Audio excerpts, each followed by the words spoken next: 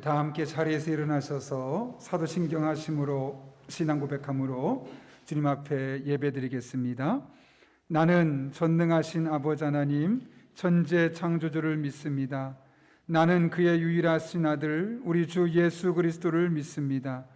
그는 성령으로 잉태되어 동정녀 마리아에게서 나시고 본디오 빌라도에게 고난을 받아 십자가에 못 박혀 죽으시고 장사된 지 사흘 만에 죽은 자 가운데서 다시 살아나셨으며 하늘에 오르시어 전능하신 아버지 하나님 우편에 앉아 계시다가 거기로부터 살아있는 자와 죽은 자를 심판하러 오십니다. 나는 성령을 믿으며 거룩한 공교회와 성도의 교제와 죄를 용서받는 것과 몸의 부활과 영생을 믿습니다. 아멘.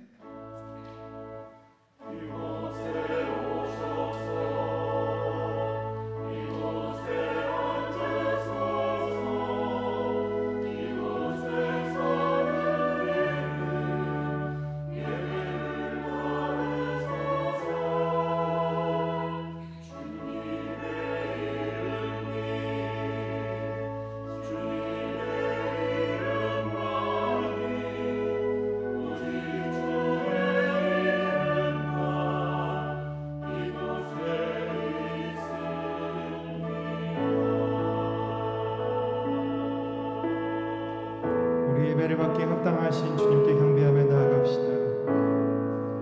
하늘의 문을 여소서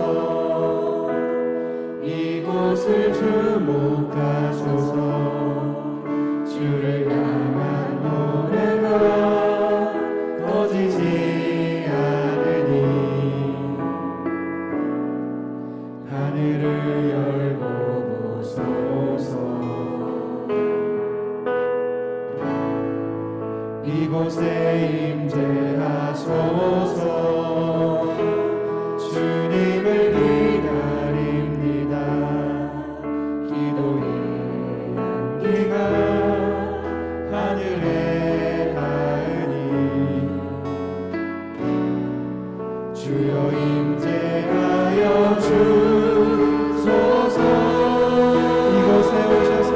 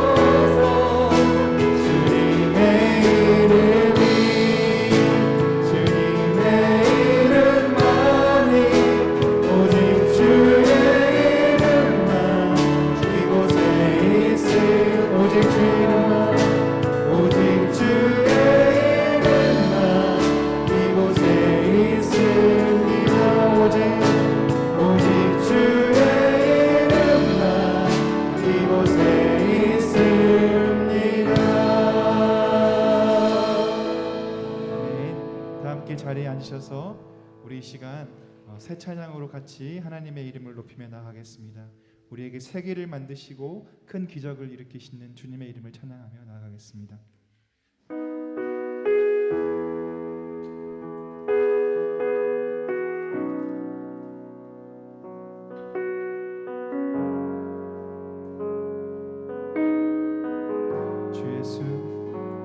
주 예수 이곳에 계셔 나 경배해 주 경배해 이곳에 운행하시며 일하시네 주 경배해 모든 말 만지시는 주 나 경배해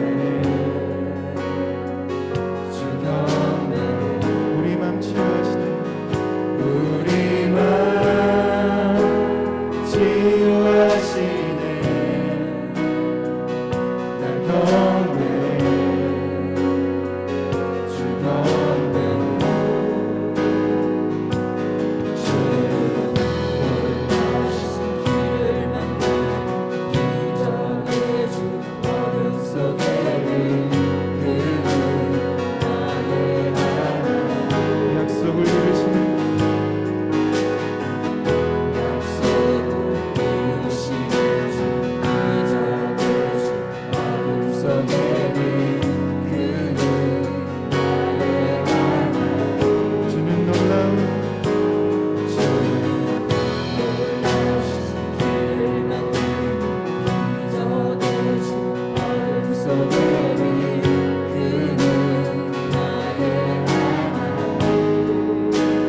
주님은 약속을 이루십니다.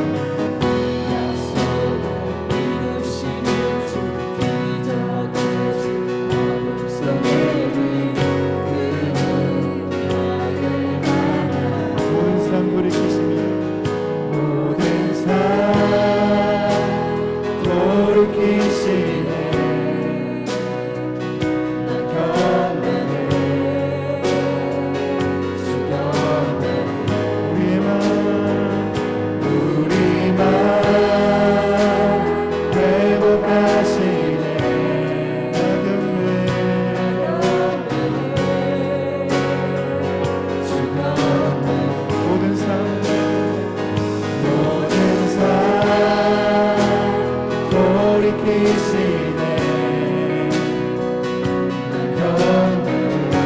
주님의 이름을 경배합니다.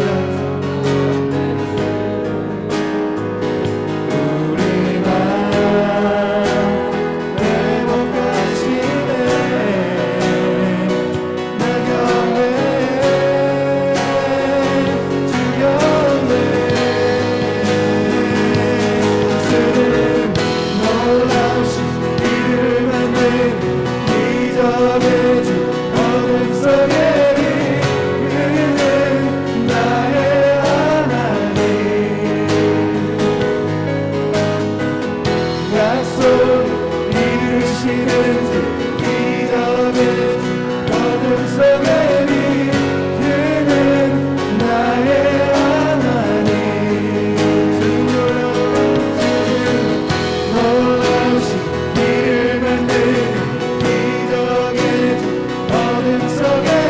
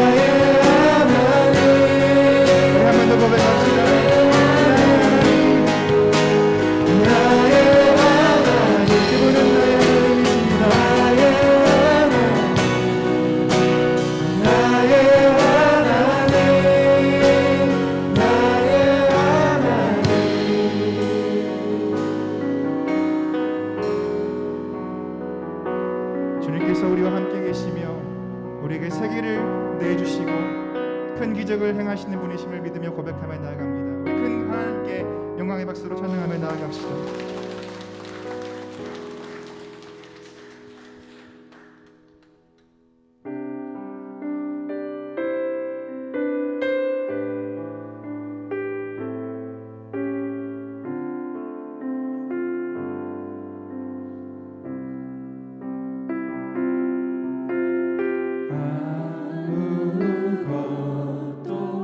두려워 말라. 주 나의 하나님이 지켜주시네. 놀라지 마라. 겁내지 마라. 주님 나를 지켜주시네. 다시 한번 고백하며 나아갑시다. 아무것도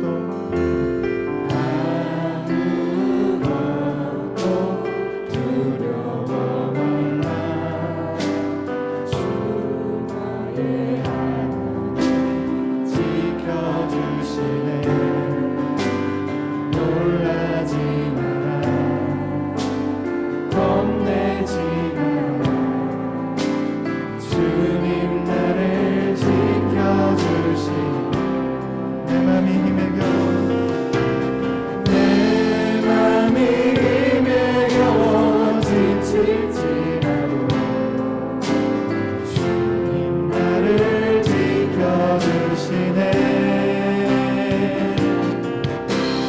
세상의 오만 풍파 몰아칠 때도 주님 나를 지켜주시네.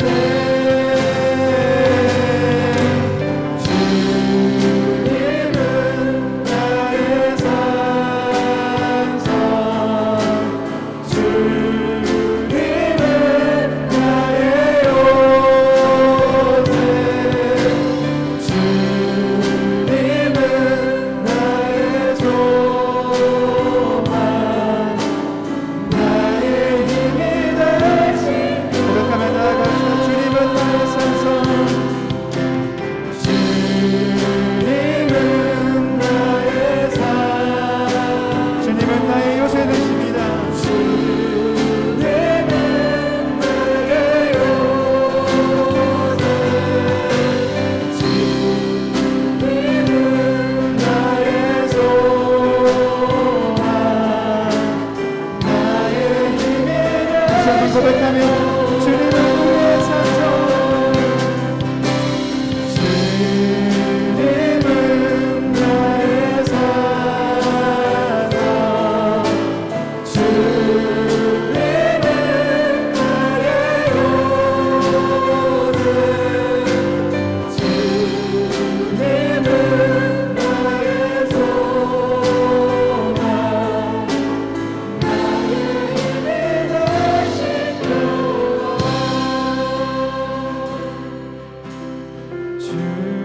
주님은 나의 산성, 주님은 나의 요새, 주님은 나의 소망, 나의 힘이 되시며.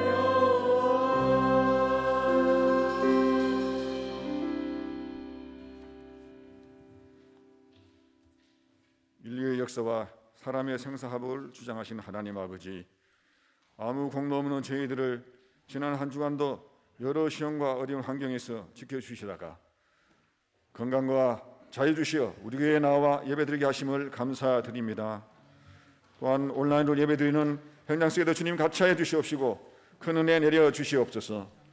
천고마비의 아름다운 계절 주심을 감사드립니다.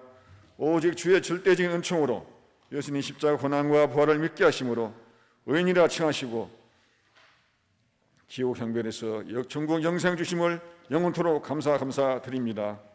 주님, 기혼자가 다른 이성을 사랑하면 자기 배우자의 질투를 받듯이 저희들 마음속에 자리 잡고 있는 온갖 우상이 많습니다.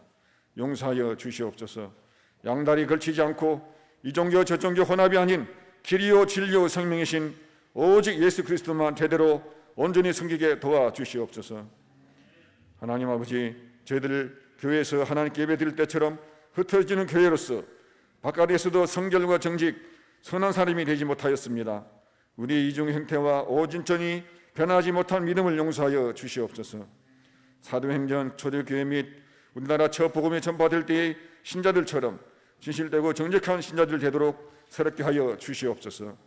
하나님 아버지, 저희들이 살면서 예상하지 못한 큰 위기를 만날 때 당황하거나 겁내지 말고 즉시 주님께 기도하며 주의 뜻을 물으며 그 위기를 기회로 삼아 도전하며 나가도록 믿음과 용기를 부어 주시옵소서.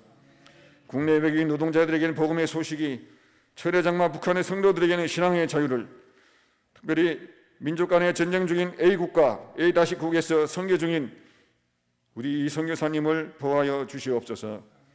또한 코로나로 인하여 길이 막히고 고통과 답답한 상황 속에서 있는 선교사님의 길을 열어주시고 부리짖는 성도들의 생업에도 활로가 열리도록 힘과 지혜를 부어 주시옵소서. 갖가지 병마와 씨름하는 형제자매들에게 감사하며 치료의 은혜를 베풀어 주시옵소서. 지도자의 길은 항상 외롭고 더 힘듭니다. 위기의 순간마다, 결정의 시간마다 주님의 위로와 능력과 지혜가 필요하오니 우리 담임 목사님에게 모세와 여호수아 같은 능력과 지혜와 믿음을 허락하여 주시옵소서. 부목사님들에게도 아름과 훌처럼 잘 협력하여 우리 교회 어린이부터 어린의 영혼 성장과 교육의 사명을 잘 감당하게 하여 주시옵소서. 온라인 예배를 자주 드리지만 하나님과 관계가 소원해지지 아니하고 어떤 상황 속에서도 우리 주님을 더 찾고 가까이 하는 모든 세대 되도록 역사하여 주시옵소서. 목사님의 설교, 찬양대 찬양, 헌금 등 모든 예배 순서를 받아 주시옵고 주님의 사랑이 예배자 모두에게 가득 임하게 하실 줄 믿사옵고 예수님의 이름으로 기도드립니다. 아멘.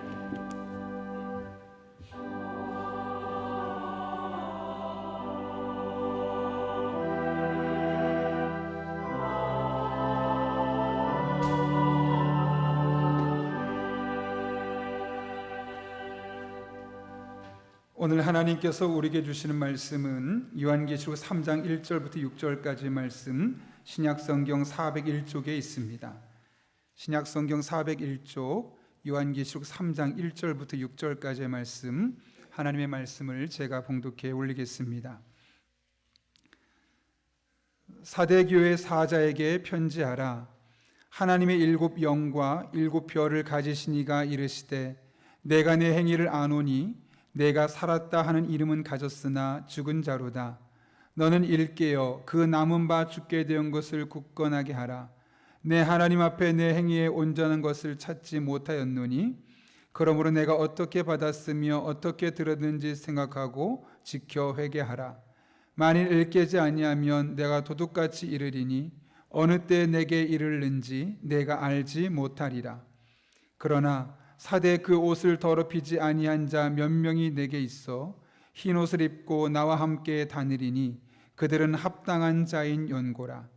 이기는 자는 이와 같이 흰 옷을 입을 것이요 내가 그 이름을 생명책에서 결코 지우지 아니하고 그 이름을 내 아버지 앞과 그의 천사들 앞에서 시인하리라. 귀 있는 자는 성령이 교회들에게 하시는 말씀을 들을지어다. 아멘. 이것은 하나님의 말씀입니다.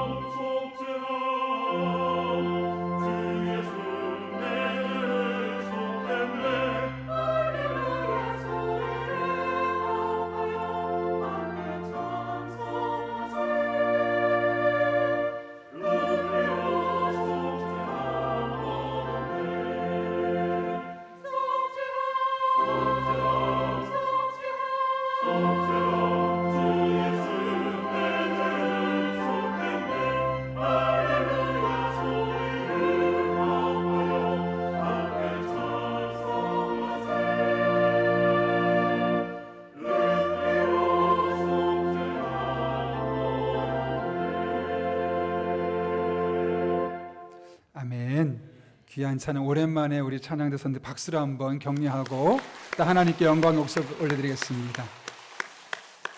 네, 이렇게 뵙게 돼서 반갑습니다. 우리 주보를 참고하실 때 여러분 앞에 먼저 귀의 소식 전하겠습니다. 성경 통독 안내인데요.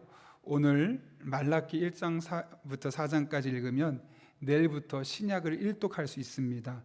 구약 일독 못한 분들도 이번 주부터라도 시작해서 우리 연말까지 신약 일독 함께 동참해 주시기를 부탁드립니다. 10월 첫째 주간 예배 안내입니다. 주일 오전 예배, 현장 예배와 온라인 예배로 병행하고 있는데요. 인원이 제한되어 있죠. 1부 예배와 3부 예배는 69명까지, 또 2부 예배는 49명까지. 왜냐하면 2부 예배는 우리 중고등부가 실시간으로 지금 예배를 하고 있습니다. 귀한 시간인데, 그래서 우리는 1부와 3부는 69명, 2부는 49명까지 예배 인원이 가능합니다.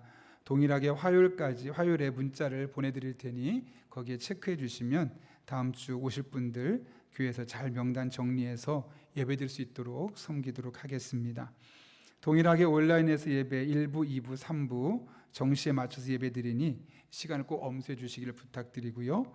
교회 학교에서 아이들 꼭 집에서 예배드릴 수 있도록 부모님들께서 신경 써주시기를 부탁드립니다. 새벽기도회와 수요기도회 동일하게 진행되는데 우리가 그동안 일주일에 문자를 이 월요일부터 금요일까지 토요일까지 보내고 또 수요일 한 번 보내서 7번, 보통 8번 정도 보냈는데요. 이제 이번 주부터는 그렇게 안 보내고 새벽기도는 월요일에 한 번만 보내고 이제 그러면 화요일날도 그거 똑같은 문자 클릭하면 계속 새벽기도 연결이 되게 돼 있거든요. 그래서 새벽기도는 한 번, 수요일에 한 번, 토요일에 한 번 이렇게 문자를 일주일에 3번을 보내도록 하겠습니다. 너무 많이 보내니까 여러분들도 힘들어하시는 것 같고 또 이게 적지 않은 또 비용도 있어서 여러분들이 좀 편하게 할 수 있도록 3번 드릴 테니까 목요일도 월요일날 새벽 받은 거 클릭하면 문자에 클릭하시면 접속되게 되어 있습니다. 모든 예배와 설교 영상은 홈페이지와 유튜브를 통해서 다시 보기가 가능하니까 혹시 주중에라도 못하신 거 여러분 꼭 그렇게 들어주시길 부탁드리고요. 오후 찬양 예배 안내입니다. 코로나19로 인해서 오후 찬양 예배가 모이지 않죠. 그래서 오늘은 오이코스나 구역에서 온라인 축복 린네를 했으면 좋겠는데요. 이렇게 하는 겁니다.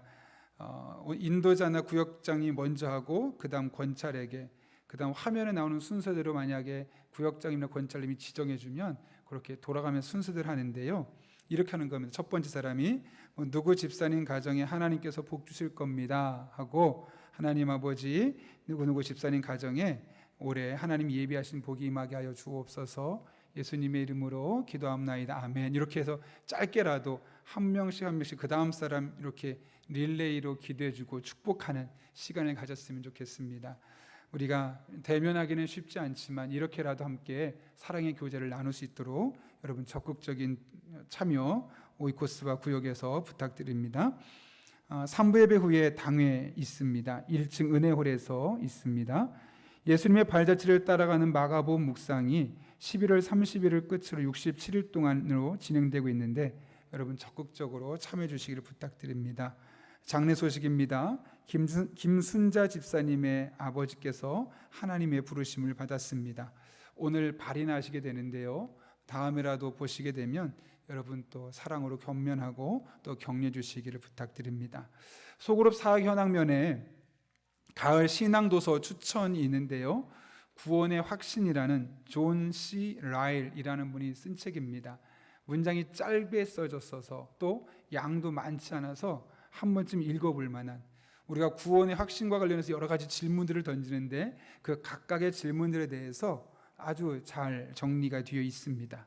꼭 한번 이번 기회에 여러분 이런 책들도 한번 읽어보셔서 개인의 구원의 신앙도 다시 한번 점검하고 또 우리 자녀들의 신앙도 점검할 수 있었으면 합니다. 더 자세한 광고는 주보를 참고하시고 우리 함께 기도하고 하나님의 말씀 나누겠습니다. 거룩하신 아버지 하나님, 우리를 오늘도 주님 전에 불러주시는 은혜 감사를 드립니다. 말씀을 듣는 이 시간 마음의 문을 열어주시고 성령 하나님, 내게 주시는 말씀으로 들려질 수 있도록 은총 더하여 주옵소서. 함께 하실 줄로 믿사옵고 예수님의 이름으로 기도하옵나이다, 아멘. 오늘 인사를 두 가지로 나눠서 하게 되는데요. 먼저 가정에서 예배 드리신 분들은 이렇게 인사하겠습니다. 하나님께서 우리 가정에 복 주실 겁니다. 이렇게 가정에서 예배 드리는 분은 그렇게 인사하시고요. 오늘 현장에서 예배 드리신 분은 이렇게 합니다. 하나님께서 당신의 가정에 복 주실 것입니다. 이렇게 세 분 이상 앞뒤 좌우 보시면서 인사하고 축복하겠습니다. 인사. 하나님께서 당신의 가정에 복 주실 겁니다. 최소한 세 분 이상 해보십시오.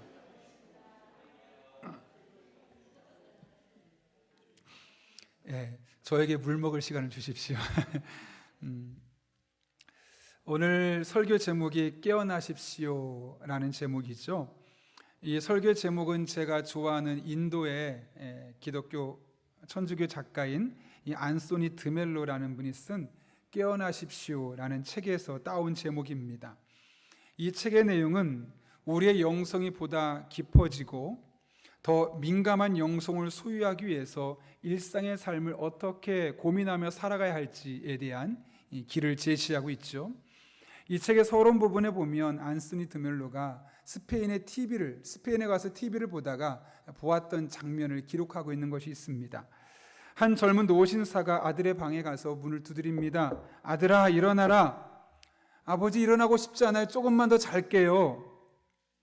아버지가 소리칩니다. 일어나, 학교 가야지. 저 학교 가고 싶지 않아요. 왜? 싫어? 세 가지 이유 때문에 싫어요. 첫 번째로 거긴 너무 시시하고요. 두 번째로 아이들이 너무 성가시고요. 세 번째로 전 학교 자체가 싫어요. 아버지가 다시 말합니다. 그래? 그럼 나는 내가 왜 학교에 가야 하는지 세 가지 이유를 말할게. 첫 번째, 너는 그건 내 의무고, 두 번째로 내 나이가 45살이고, 셋째로 너는 그 학교의 교장이기 때문에 그래 라고 했다고 그러죠. 깬다는 것, 이 책에 보게 되면 깬다는 것은 두 가지 의미가 있습니다. 첫 번째로는 말 그대로 잠에서 깬다는 겁니다. 근데 두 번째 훨씬 더 중요한데, 그것은 현재 자신의 상황을 깨닫고 각성한다라는 의미에서 깨어있다라는 것을 의미하죠. 사실 이 책은 이 두 번째 의도로 쓰여 있습니다. 각자 자신의 삶을 면밀하게 살펴보라는 것이죠. 그리고 지금 내가 깨어있는지 그렇지 못한지를 살펴보고 늘 깨어있는 삶을 살아갈 것을 우리에게 종용하고 있습니다. 그래서 책 표지에 보면 이렇게 의미심장한 말을 남기고 있죠. 사람이 무언가를 깨달아 알고 있으면 그것을 마음대로 할 수 있고, 깨달아 알고 있지 못하면 그것이 사람을 마음대로 합니다. 뭐라고요? 사람이 무언가를 깨닫게 되면 그 깨달은 것을 가지고 내 마음대로 그것을 조정할 수 있다는 것이죠. 근데 깨닫지 못하게 되면 오히려 그것이 나를 조정하게 되는 이 반대의 경향이 일어날 수 있다는 겁니다. 그러므로 우리의 삶을 늘 면밀하게 주시하고 영적인 깨달음을 가져가는 것이 중요하다는 겁니다. 오늘 우리는 본문을 통해서 이 같은 사실을 깨닫게 됩니다. 오늘 본문은 사대 교회에 대한 이야기입니다. 말 그대로 사대 교회는 사대라는 지역에 세워졌는데, 이 사대 교회의 특징이 세 가지가 있습니다. 사대라는 지역이, 첫 번째로 사대는 경제적으로 부유했습니다. 근처에 보게 되면 헤르무스라는 강이 있는데요, 이 헤르무스라는 강이 있다 보니까 당연히 주 옆에 땅이 비옥할 수밖에 없죠. 그럼 농사를 지어도 수확량이 많습니다. 뿐만 아니라 초원이 많다 보니까 가축을 먹여도 가축이 잘 자랄 수밖에 없죠. 혹시라도 가축이 없거나 땅이 없는 사람은 그 지역에 파톨루스라는 강이 있었는데 이곳에는 사금이 아주 많았다고 합니다. 그래서 이 사대라는 지역은 농산물도 풍요로웠고 가축도 많았고, 그런 것이 아무것도 없어도 사금이 있어서 돈이 많은, 돈 걱정하지 않고 사는 지역이 바로 이 사대라는 곳이었다는 것이죠. 두 번째로 여기는 난공불락의 요새였습니다. 삼면이 고도 450m의 절벽으로 이루어진 계곡에 세워졌습니다. 그래서 웬만한 나라는 공격할 엄두가 나지 않습니다. 저기 가느니 차라리 다른 곳을 공격하자라고 말해서 평생도록 거의 공격을 받지 않고 살았던 겁니다. 세 번째는 이 첫 번째와 두 번째가 연결돼서 나타나는 현상인데 정신적으로 해이해졌습니다. 많은 돈을 가지고 있는데 괴롭히는 사람도 없습니다. 이단도 없습니다. 종교적인 박해도 없습니다. 더군다나 다른 나라가 웬만해서는 침입도 하지 않습니다.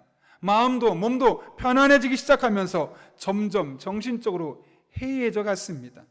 바로 이런 곳에 사대 교회가 세워지게 된 것이죠. 그런데 주님은 이 사대 교회를 보면서 별다른 칭찬의 말이 없습니다. 여러분, 지금까지 여러 교회를 살펴보면서 어떤 특징이 있었습니까? 먼저 그 교회를 칭찬하고 나서 비판하는 그런 이야기들이 나왔는데, 오늘 사대 교회는 칭찬의 말이 없이 곧바로 날카로운 책망으로 시작합니다. 어떤 책망인지 오늘 본문 1절 말씀 같이 한번 읽겠습니다. 시작. 사대 교회 사자에게 편지하라. 하나님의 7 영과 7 뼈를 가지신 이가 이르시되,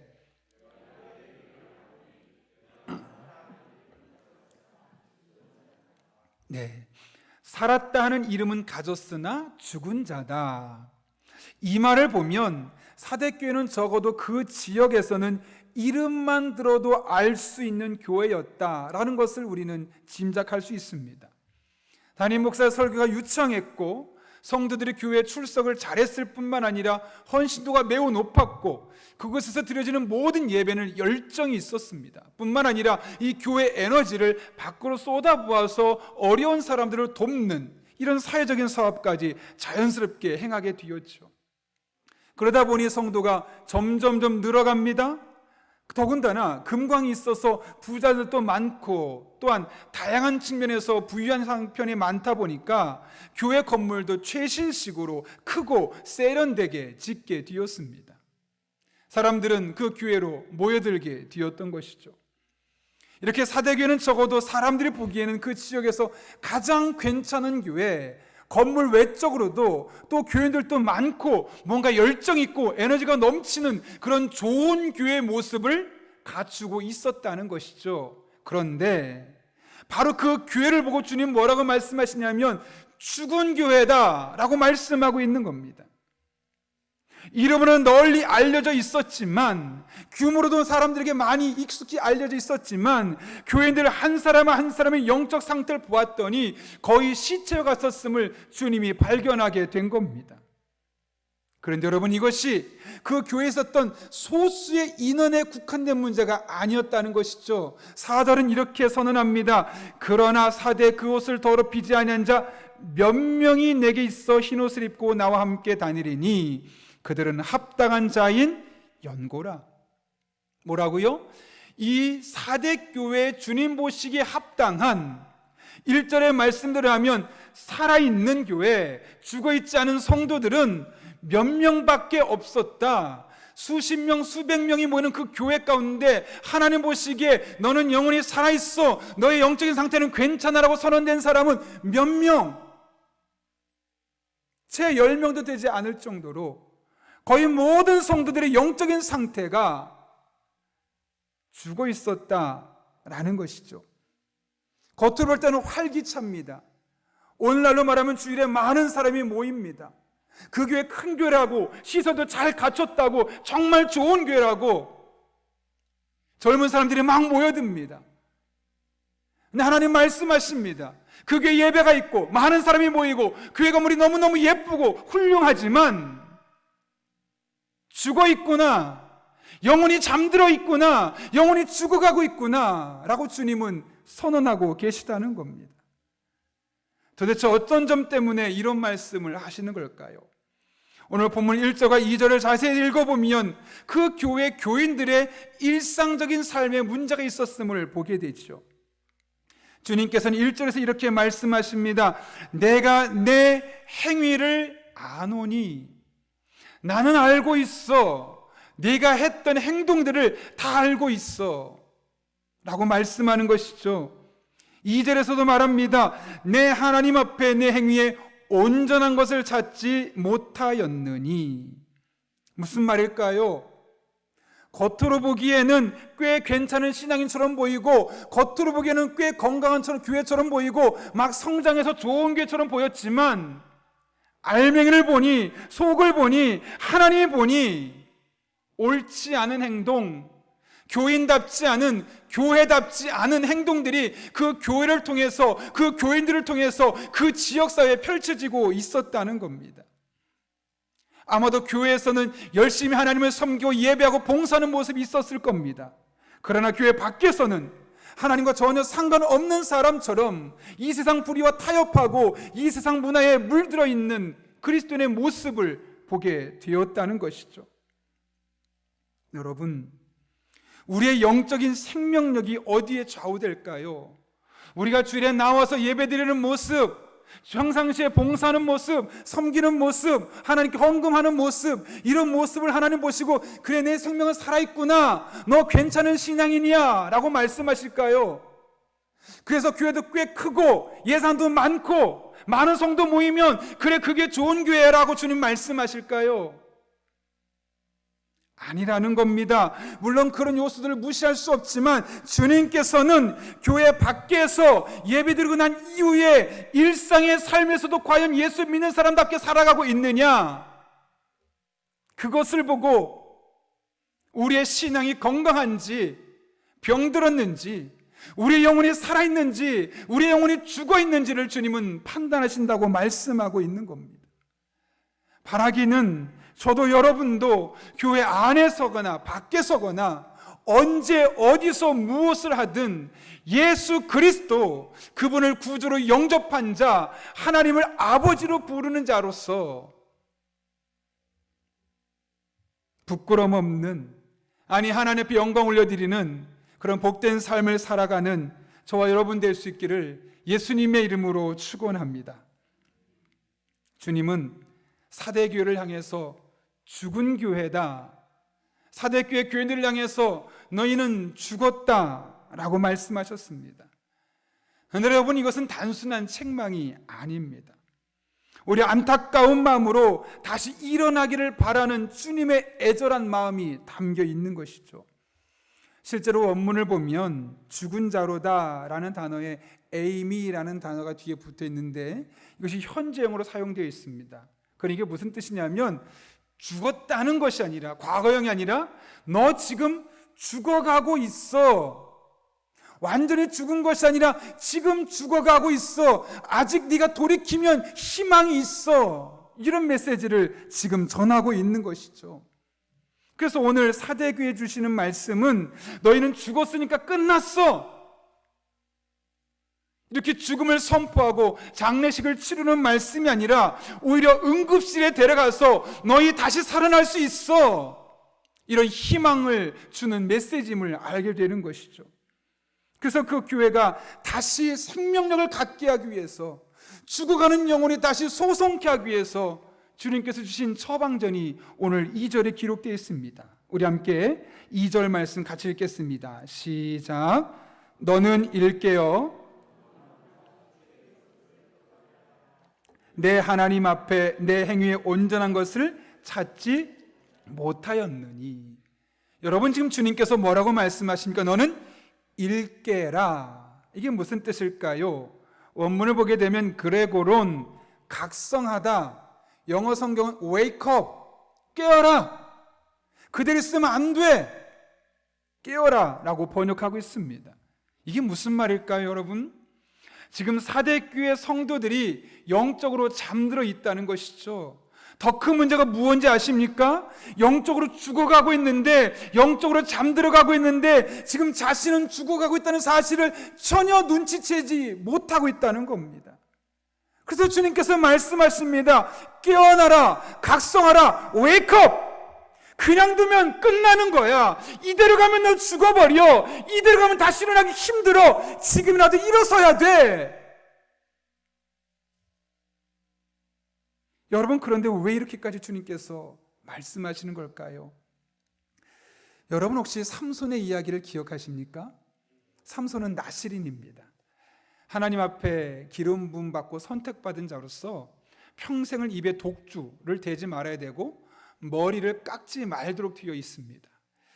하나님께서 삼손에게 특별한 능력을 주셨죠. 특별히 머리에 이 칼에게 능력을 주셔서 삼손은 자기 혼자 힘으로 수백 명의 블레셋 사람을 쳐서 맨손으로 싸워서 죽이게 됐고, 큰 성문을 들을 정도로 거대한 힘을 갖고 있었습니다. 혼자서 여우 300마리를 잡을 정도로 특별한 능력을 갖고 있었죠. 이 모든 것은 하나님께서 그에게 주신 능력 때문이었습니다. 그런데 그런 삼손이 들릴라라는 여인의 꿰매 빠집니다. 계속 묻습니다. 당신의 힘의 원천은 어디입니까? 처음에 말하지 않습니다. 거짓말합니다. 그러다 끝내 그 꿰매에 넘어가서 그 힘의 원천이 머리카락에 있음을 말하죠. 그 밤에 그 여인 들릴라가 머리를 다 깎아버립니다. 그런데 깎아버리자마자 블레셋 군인들이 쳐들어옵니다. 삼손이 언제나처럼 당연하게 그래 와봐, 내 힘이면 너희들 얼마든지 이길 수 있어 라고 힘을 주려고 하는데 아무런 힘이 느껴지지 않는 겁니다. 그 당시 상황에 대해서 사사기 16장 20절은 이렇게 소개합니다. 삼손이 잠을 깨며 이르기를 내가 전과 같이 나가서 몸을 떨치리라 하였으나 여호와께서 이미 자기를 떠나신 줄을 깨닫지 못하였더라. 삼손은 하나님께서 자신을 떠났다는 사실, 이제 하나님과 자신이 상관없다는 사실을 깨닫지 못하고 있었다는 것이죠. 영적으로 둔감해진 겁니다. 하나님이 떠난 것을 영적으로 느낄 수 없을 만큼 그의 영혼이 많이 무뎌진 것이죠. 그 결과 그는 사로잡힙니다. 두 눈이 뽑힙니다. 감옥에 투옥되게 되고 소처럼 맷돌을 돌리는 신사가 되다 결국 비참하게 인생을 마감하게 됩니다.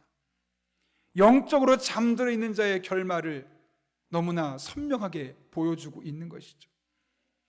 여러분, 누가복음을 보게 되면 누가복음은 보다 구체적으로 우리에게 왜 영적인 잠든 일이 생기게 되고 영적으로 잠들게 될 때 어떤 일이 생기는지를 말씀하는데요. 누가복음 21장 34절부터 36절 제가 한번 읽겠습니다. 너희는 스스로 조심하라. 그렇지 않으면 방탕함과 술 취함과 생활의 염려로 마음이 둔하여지고 뜻밖의 그날이 덕과 같이 너에게 임하리라. 이날은 온 지구상에 거하는 모든 사람에게 임하리라. 이러므로 너희는 장차 올 이 모든 일을 능히 피하고 인자 앞에 서도록 항상 기도하며 깨어있으라 하시니라. 여러분, 영적으로 깨어있지 않을 때, 영적으로 조심하지 않을 때 어떤 일이 생긴다고요? 마음이 둔해진다. 다른 표현으로 말해볼까요? 영적으로 무감각해진다.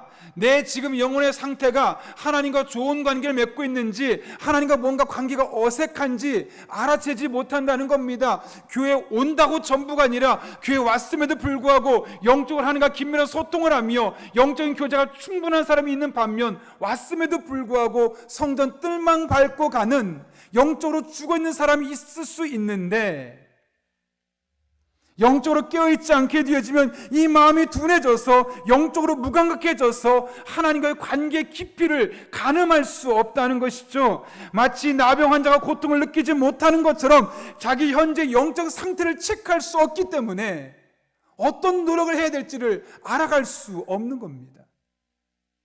건강검진을 하는 이유가 어디에 있습니까? 건강검진을 하고 나서 내게 부족한 부분을 채우는 것, 그 수치가 나오기 때문에 가능한 것 아니겠습니까? 근데 건강검진 하지 않으면 내가 무엇을 어떻게 관리해야 될지 아무도 모르는 것처럼 영적으로 껴있지 않으면 내가 영적으로 무감각해지기 때문에 하나님과의 영적인 관계를 위해서 지금 무엇을 노력해야 될지, 어떤 게 필요한지 아무것도 모르고 교회만 왔다 갔다, 말라기의 말씀처럼 말하면 성전 뜰만 밟고 돌아가는 신앙생활이 우리의 모습이 될 수 있음을 말씀하고 있는 겁니다. 여러분, 왜 마음이 둔해진다고 말합니까? 오늘 본문 세 가지를 말하죠. 첫 번째는 방탕함입니다. 방탕함은 다른 말로 하면 무절제함입니다. 시간을 올인해서 쓰고, 무절제하게 시간을 쓰고, 무절제하게 돈을 쓰고, 무절제하게 몸을 쓰고, 그것에 너무 신경을 집중하다 보니 하나님과의 영적인 관계에 생각할 겨를이 없는 겁니다. 두 번째는 술 취함입니다. 제가 찾아보니까 사람들이 술을 마시는 이유는 내 지금 정상적인 감각을 잠깐 마비시켜서 일시적인 즐거움을 누리기 위해서 술을 마신다는 겁니다. 그래서 사람들이 종종 말하죠. 술 안 먹고 어떻게 사냐고, 술 안 먹고 어떻게 대화하냐고. 왜요? 잠깐 동안 잊어버리고 즐거운 기분, 쾌락으로 그 순간을 이겨보려고 하는 것이죠. 여러분, 그렇게 술 취해 있는 사람이 하나님과 영적인 관계, 영적인 소통의 생각이 나겠습니까? 그럴 수 없다는 것이죠. 세 번째는 생활의 염려입니다. 여러분, 살다 보면 걱정 없는 사람이 어디 있겠습니까? 목사인 저도 가정 때문에, 성도님 때문에, 교회 때문에, 또 다양한 나라 때문에 여러 가지 걱정, 고민 당연히 있을 수밖에 없는 겁니다. 문제는 이 염려에 너무 깊이 함몰되는 거죠. 돈 때문에, 미래 때문에, 자녀 때문에, 건강 때문에 너무 거기에 집중하고 올인하다 보면 하나님과의 관계는 어떻게 될지 생각할 겨를이 없는 겁니다. 이렇게 무절제함과 술 취함과 생활에 대한 염려는 우리로 하여금 영적으로 무감각하게 만들어서 내 영적인 형편을 돌아보지 못하게 만든다는 것이죠. 여러분, 이와 같은 영적인 무감각에 빠지지 않으려면 적절한 대처가 있어야 되지 않겠습니까? 우리가 좀 전에 읽었던 누가복음 21장 36절에서 어떻게 하라고 말합니까? 우리 같이 한번 읽겠습니다. 시작. 이러므로 읽습니다. 이러므로 너희는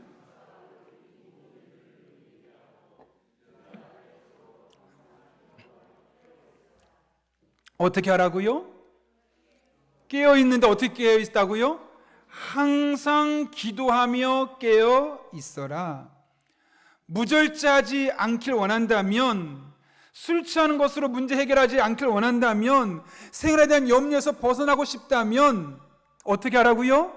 항상 기도함으로 영적으로 깨어 있으면 된다. 그럼 영적으로 민감해서 하나님과 영적인 관계와 소통 안에서 하나님 주신 은혜를 누릴 수 있기 때문 아니겠습니까? 기도할 때 우리의 잠든 영혼이 깨어나고, 기도할 때 우리의 영적인 무감각에서 우리는 벗어날 수 있기 때문에 주님은 말씀하신 겁니다. 항상, 가끔 말고 항상 매일 기도로 깨어 있어라. 그러면 영적으로 깨어있는 너의 모습을 발견하게 될 것이다. 이렇게 해석할 수 있을 겁니다. 2011년 대구 세계 육상 선수권 대회 1500m에서 김건우 선수가 한국 신기록을 세웠습니다. 그는 부모님을 따라서 6살 때부터 교회를 다녔지만 우리의 보통의 일반적인 자녀들이 그렇듯 하나님 앞에 진지하게 기도해 본 적이 그렇게 많지 않았습니다. 그러다 고등학교 3학년 때 처음으로 하나님 앞에 정말 진지하게 기도했다고 합니다. 운동을 하고 있는데 대학에 들어갈 수 있는 아주 중요한 시합에 출전하게 되었는데 마침 그게 높이뛰기 종목입니다. 높이뛰기에서 1차, 2차, 3차까지 시기가 주어지는데 1차, 2차를 실패해버린 겁니다. 3차도 해서 떨어지면 이제 수상할 수 없기 때문에 그는 원하는 대학에 갈 수 없는 거죠. 그런데 그때 그가 처음으로 정말 진지하게 하나님께 이렇게 기도했다고 그러죠. 하나님, 제발 이번 한 번만 도와주세요. 이번에 도와주시면 정말 앞으로 교회 열심히 다니고 제가 하나님을 위해서, 남들을 위해서 또 봉사하는 삶을 살겠습니다. 누구나 이런 상황에서는 이런 기도하겠죠. 감사하게도 하나님의 은혜 가운데 세 번째 시기는 높게 잡았음에도 불구하고 성공했습니다.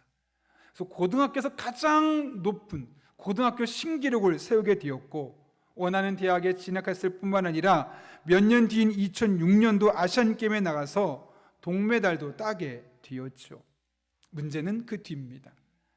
잘 풀리니까, 좋아지니까 이제 마음이 교만해지기 시작하고 나태해지기 시작하는 겁니다. 그동안에는 조금만 실력이 좋아져도 하나님께 감사하다고 너무너무 기뻐했는데 이제는 내가 계속 잘하고 있으니까 오히려 잘하는 게 정상적이고 그것을 당한 것처럼 느끼면서 기뻐할 일을 기뻐하지 못하고 감사할 것들을 당연하게 여기는 자신의 모습을 발견하게 되는 거죠.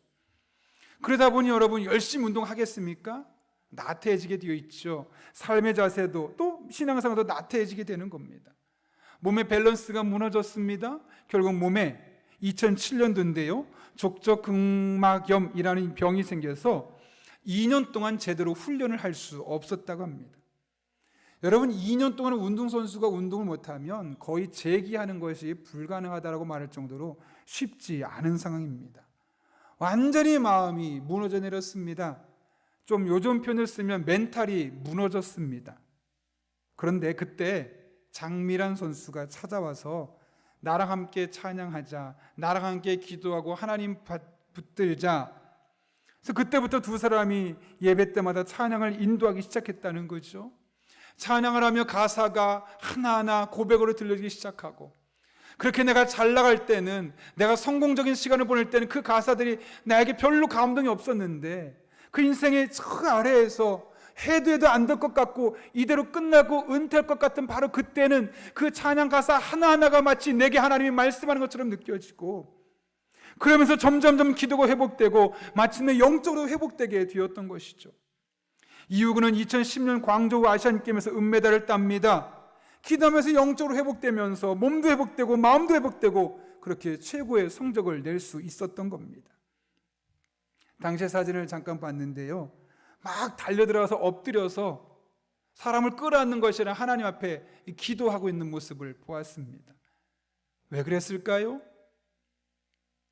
이것이 하나님의 은혜였음을 알기 때문이 아니었을까요? 내 힘으로 한 것이 아니라 내가 영적으로 완전히 무너졌을 때 기도를 통해 하나님 만나게 되었고, 그 하나님께서 내 삶 가운데 은혜를 베푸신 것임을 깨달았기 때문에 가장 먼저 그가 하나님 앞에 무릎 꿇고 기도로 영광 올린 것 아니겠습니까? 여러분, 기도 생활은 우리 영적인 생활의 바로미터입니다. 우리가 기도하면 영적으로 민감해지게 됩니다. 하나님과 내가 지금 무엇을 잘못하고 있는지, 어떤 면에 잘하고 있는지가 눈에 선하게 보입니다.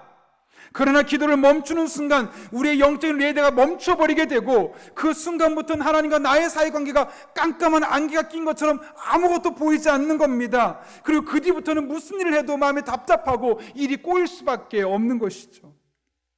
그러므로 여러분의 삶 가운데 뭔가 답답하고 문제가 풀리지 않는다고 생각된다면 고민하지 마십시오. 과감하게 기도의 자리로 나올 수 있기를 바랍니다. 그러면 기도하면서 영적인 능력을 회복하고, 기도하면서 하나님 주시는 새로운 힘을 공급받게 될 것입니다. 코로나로 인해서 우리가 그동안 거의 온라인 예배를 드렸고, 오늘 처음으로 이렇게 성도님들이 모여서, 그것도 일부지만 예배를 드리고 있습니다. 특별히 우리가 새벽과 수요일, 새벽 같은 경우는 마가복음을 67일 동안 한번 매일 읽어보자. 그래서 이번 기회는 마가복음 처음부터 끝까지 한번 읽어보자, 그런 마음으로 여러분과 함께 묵상하고 있죠. 근데 목사인 한 사람으로서 한 명이라도 더 참석했으면 좋겠다라는 마음이 있어서, 영상으로 하면 아무래도 길에서 보려면 데이터 요금이 많이 나갈 수 있으니까 일부러 음성으로 올리기로 했습니다. 그럼 그것은 거의 데이터가 들어가지 않고 아무 데서나 편하게 볼 수 있으니까 일부러 음성으로 올렸죠. 그래서 그 전날 일부러 저녁에 녹음을 해서 이제 밤에 올려놓습니다. 근데 문제는 뭐냐면, 그렇게 하니까 그 다음날 여기 와서 새벽 기도할 이유가 없어져 버린 겁니다. 담임 목사인데 새벽 기도 안 하게 되는 겁니다. 그러다가 최근에 깨달은 사실이 있습니다. 아, 내 영혼이 죽어가고 있구나. 내 영혼이 말라가고 있구나. 담임 목사라는 타이틀은 갖고 있는데 이 담임 목사에 걸맞는 영성을 수여하지 못하고 있구나. 이름만 목사구나라는 것이 너무나 적나라하게 하나님이 보여주시는 겁니다. 만약 코로나가 조금 더 길어지고 내년까지 가면서 이 생활이 계속 지속된다면 내가 목회 못할 수도 있겠구나. 완전히 영적으로 잠들어버리고 나중에 일어서려고 하면 정말 오랜 시간 겨우겨우 노력해야지만 숨 쉴 수 있을 만큼 회복될 수 있겠구나. 그런 영적인 위기의식이 생겼습니다.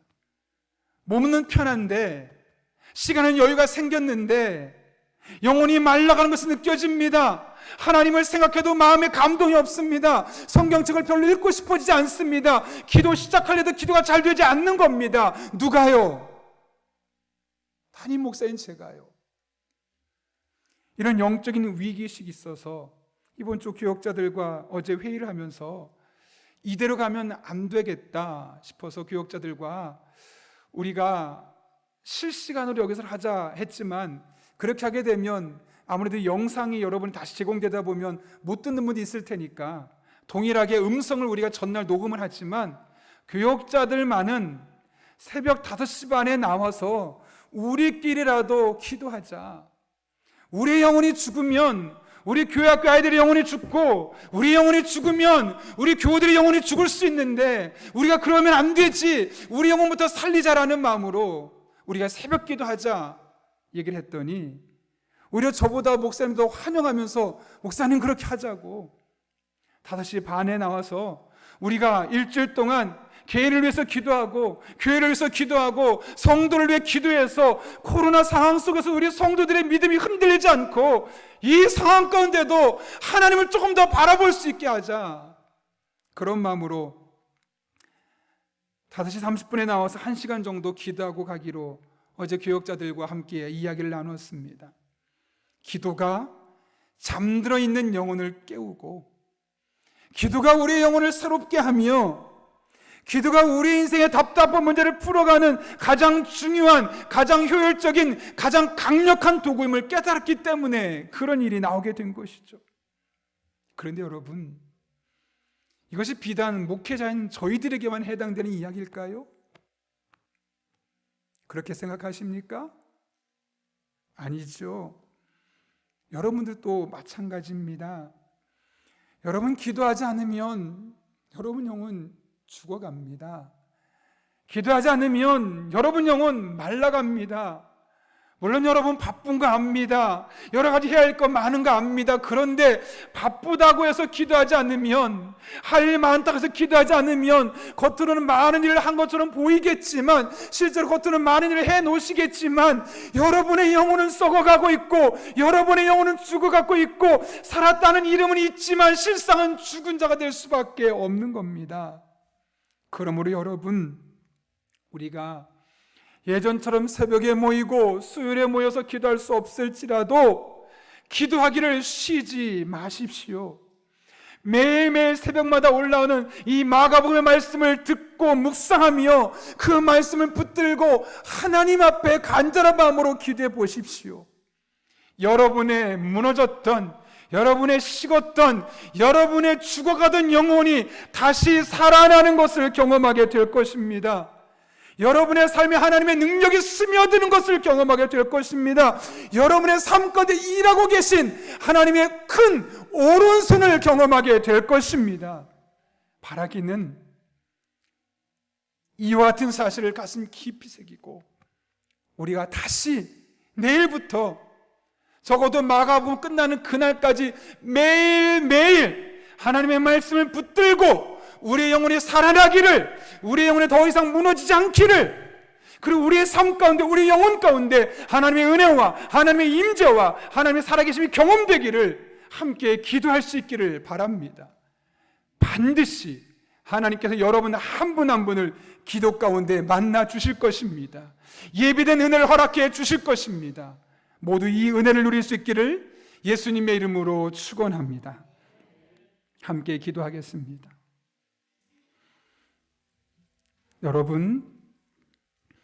여러분의 영적인 상태는 어떤 것 같습니까?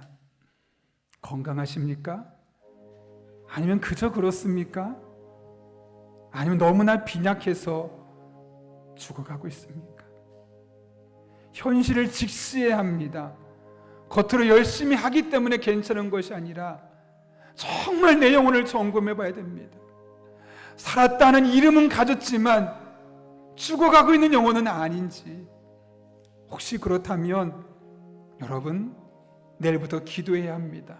이 시간 기도할 때 하나님 결단하겠습니다. 내일부터 마가복음 끝나는 그날까지, 아니 올해 끝나는 그날까지 매일매일 하나님 앞에 새벽 말씀 붙들고 기도하게 하여 주옵소서. 그렇게 기도를 통하여 우리의 영혼이 살아나게 하시고, 그렇게 기도를 통하여 하나님의 살아계심을 경험하게 하시고, 그렇게 기도를 통하여 우리 삶 가운데 움직이고 계신 하나님의 손길을 경험할 수 있게 해달라고 우리 함께 기도하겠습니다. 뿐만 아니라 여러분이 가져온 기도 제목 놓고 하나님 앞에 간절한 마음으로 한 1, 2분 정도 우리 하나님의 은혜를 삼하며 기도하겠습니다. 거룩하신 아버지 하나님, 오늘도 우리를 주님 전에 불러주신 은혜 진심으로 감사를 드립니다. 내가 열심히 봉사하고 헌신하고 11조하고 예배드렸기 때문에 내 영혼이 살아나는 것처럼 보이고 우리 교회가 좋은 것처럼 보이지만 그 실상을 들여다보길 원합니다. 내 영혼이 건강한지, 내 영혼이 보통 상태인지, 내 영혼이 빈약하고 메말라 있는지를 돌아보길 원합니다. 우리의 영적인 현실을 돌아보며 혹시라도 메말라 있다면, 죽어가고 있다면 하나님, 우리가 다시 한번 주님 앞에 기도하길 원합니다. 매일매일 하나님의 말씀을 붙들고 하나님의 은혜를 삼하며 하나님의 임재를 삼하며 하나님의 만져주심을 기대하며 기도하며 나아갈 때 우리 성도 한 분 한 분의 삶 가운데 찾아와 주시고 만나 주시고 은혜를 더하여 주옵소서. 우리의 죽어가는 영혼이 살아나게 하시고 아버지, 응급실에 있던 우리 영혼이 일반 병실로 올라오게 하시고 이젠 건강에 태어날 수 있는 영혼이 되어서 매일매일 하나님과 영적인 소통을 하며 하나님의 뜻을 따라 기도하며 하나님과 함께 주어진 일상 속에서 하나님의 사람밖에 살아갈 수 있는 그런 주의 종들 되게 하여 주옵소서. 하나님의 은혜를 삼합니다. 하나님의 능력을 삼합니다. 하나님의 임재를 삼합니다. 우리의 영혼이 더 이상 무너지지 않도록, 죽어가지 않도록 우리를 하여금 성령으로 충만하게 하시고 기도할 때마다 영혼이 살아날 수 있도록 하나님 아버지 은혜를 더하여 주옵소서. 주님 바라보며 찬양하며 의지하며 믿음으로 나아갈 때 우리 성도 한 분 한 분의 삶 가운데 주님의 도우심이 날마다 경험될 수 있도록 아버지 하나님 역사하여 주옵소서. 거룩하신 아버지 하나님, 지난 한 주를 눈동자처럼 지켜주시고 또 한 주를 믿음 안에 시작하게 하신 것 진심으로 감사를 드립니다. 우리의 영혼을 돌아봅니다. 건강한지 보통인지 병원에 입원해야 될 형편인지를 돌아보며 우리가 다시 주님 앞에 기도하는 삶으로 살기로 결단하오니 아버지 하나님, 매일 하나님의 말씀을 듣고 매일 그 뜻을 따라 결단하며 기도할 때 죽어가는 영혼이 살아나게 하시고 우리 삶 가운데 날마다 하나님의 임재가 경험되게 하시고 우리의 기도도 응답되게 하시고 하나님과 영적인 소통이 더욱더 긴밀해질 수 있도록 은혜를 더하여 주옵소서. 이 한 주간 우리 성도들의 삶 가운데 이런 회복의 은혜로 함께 하실 줄로 믿사오며 예수님의 이름으로 기도하옵나이다. 아멘. 우리 이 시간 찬송가 342장 부르실 때 마지막 절에 일어서서 봉헌하시겠습니다.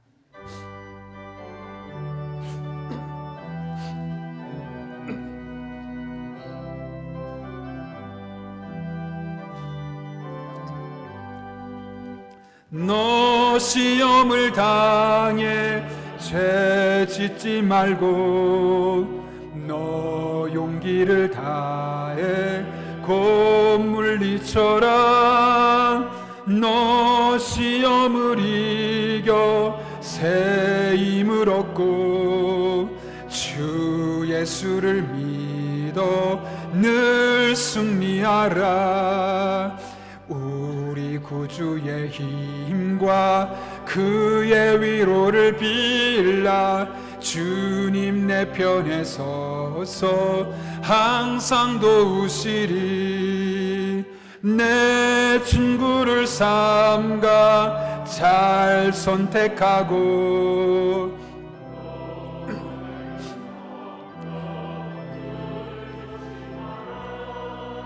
너 열심을 다해 늘 충성하고 온 정성을 다해 주 봉사하라.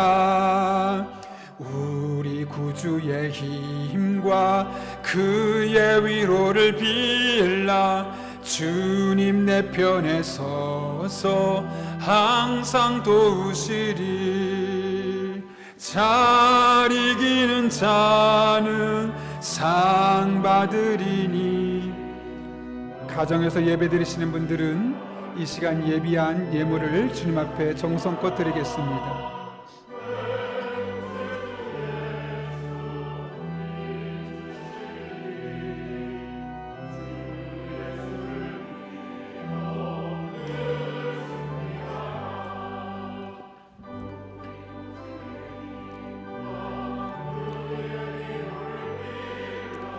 주님 내 편에 서서 항상 도우시리.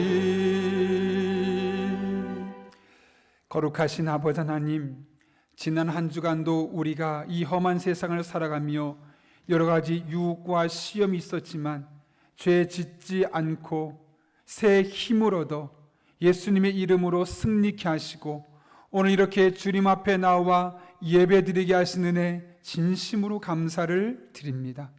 돌아보면 이 하나님의 은혜가 있어 우리가 예배드릴 수 있었던 것이 너무나 고맙고 감사하여 오늘 우리가 빈손으로 나오지 아니하고 우리의 신앙 고백과 사랑을 담아 하나님 앞에 예물을 드립니다.